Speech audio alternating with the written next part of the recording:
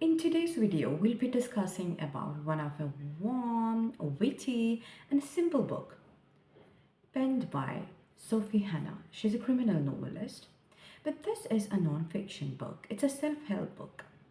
It's beautiful with intricate details regarding how to hold a grudge.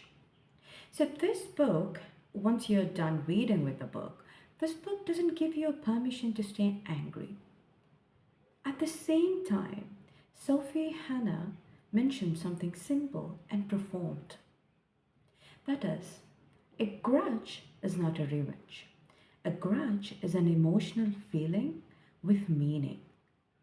So she is being very peculiar about what is grudge and what grudge brings in, the emotional regulation, what grudge can bring in the emotional regulation in a human being. It says that it's better to be honest with you rather than pretending that you are being sorry to the incident or forgiven to the person just for the sake of the society. That's how we all have been brought up, to forgive, to forget, and to get past the incident. And that's how a matured adult grows. That's how we have been parented. However, this book gives in a beautiful insight of how important is to know yourself, how to be honest to yourself. So, it's not just about a descriptive reading about what grudge is. She explicitly describes about two particular methods in this book which you can follow, which is known as a grudge fault path and a grudge grading. A grudge grading is simply that it helps you evaluate your disappointment. For instance, if I say 3 on 10 of disappointment, 9 on 10 of betrayal.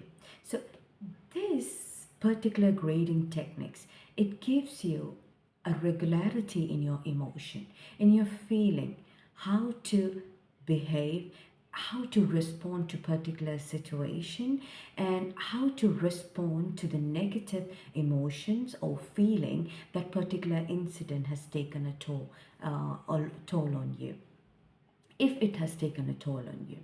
At the same time, grudge fault path, it's a step-by-step process which helps the person or the reader to help the emotion in a soft landing. So a soft landing, how the soft landing can be in place? By reflecting, by writing, by recognizing your values.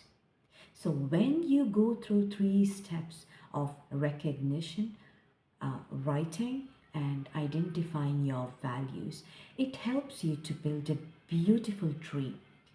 Beautiful tree in a sense, at the end of the branches, when you put at the end of the drawings, once you put up the branch, the stem, the twigs, and the fruit will be your values and emotional statements. So that helps you to go back and to evaluate your feelings. When you go through the whole book, at the end, it gives you a beautiful reflection of why it's important to evaluate your anger and why it's okay to feel angry. Because if you are not capable to forgive for the decision and your emotions within yourself, nobody else can step up for yourself for that, to do that. So this book at the end gives you an identification of a particular skill of self-respect.